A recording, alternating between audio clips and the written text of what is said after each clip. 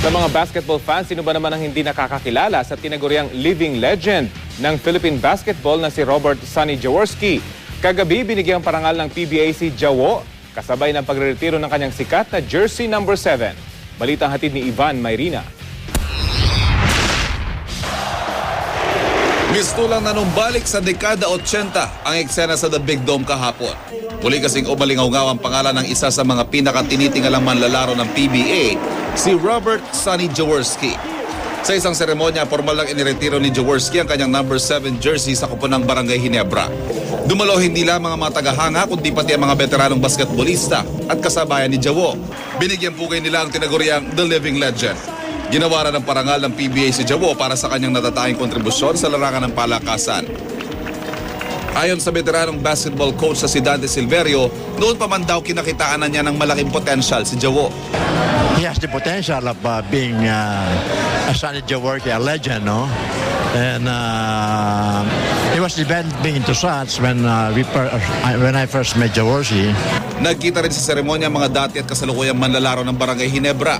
Ipinasa ni Jawo ang bola kay Mark Caguiwa bilang simbolo na ipagpapatuloy ng koponan ang laban ng Barangay Ginebra. You know, si Jaworski talaga nagdala dito ng Never Say Die with this Ginebra team. And I'm just really glad that, you know, parang I'm keeping it alive. You know, yun nga sabi mo, pinasa niya nga sa akin yung torch sa akin. And, you know, pinapasa ko rin to from these guys na to play hard and always have that Never Say Die attitude. Nagpasalamat ang pamilya Jaworski sa mga nagmamahal kay Jawo. Maraming salamat sa pagmamahal, pagtiwala at pakikiisa sa ating living legend na si Sonny the Big J Jaworski. Mahal po namin kayong lahat. At nang orasan ni Jawo para magsalita, hindi niya napigilang maging emosyonal.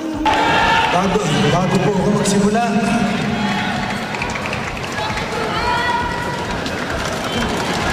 sinira niyo pong pagkamacho ko, nahayak ako.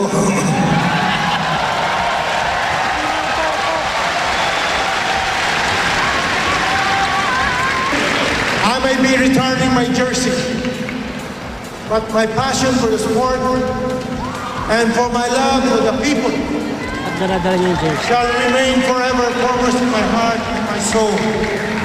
Ivan Mayrina, GMA News.